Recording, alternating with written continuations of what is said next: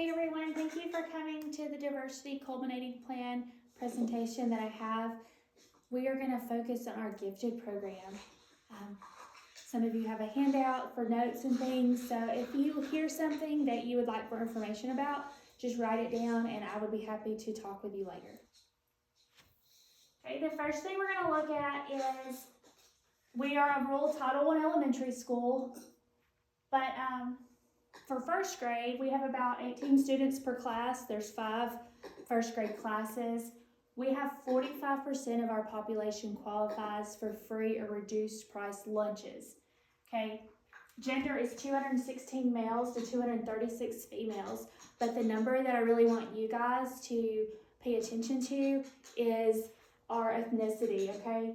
We have 2 Asian students, 38 African American, 370 Caucasian, 11 Hispanic, 1 American Indian, and 30 other. Okay, those are the numbers we're looking at, talking about this inequity and how we take students into our gifted program. So we are looking at the inequities in our gifted program, focusing on these ethnicities and students with disabilities, okay?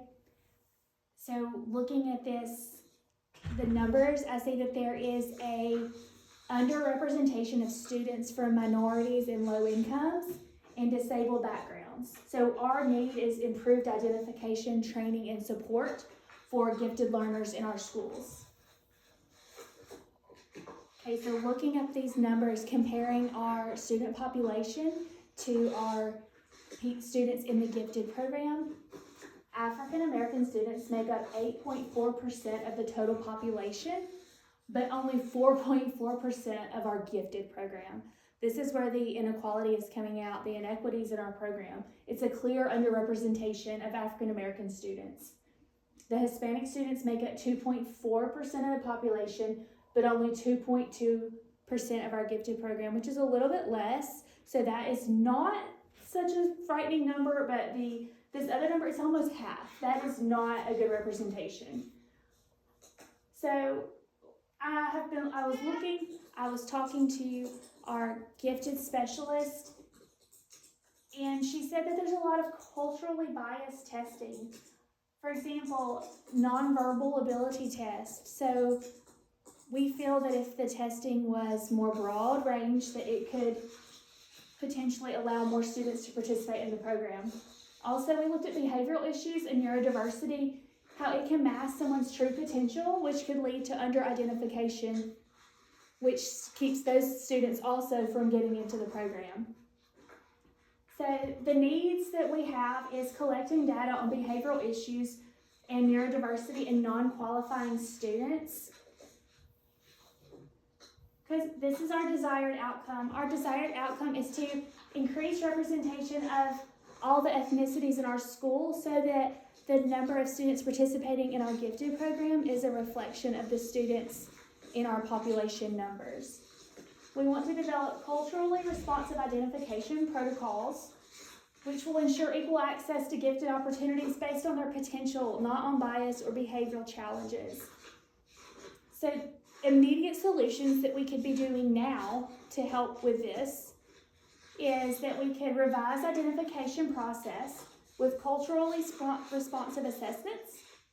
We can train teachers on recognizing underrepresented gifted populations.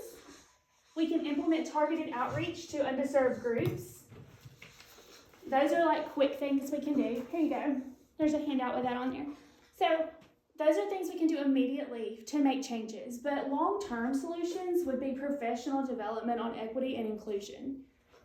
Long-term solutions would be a system for identifying these twice exceptional students so that they are not overlooked or left out, and tracking progress with data on enrollment trends and student successes.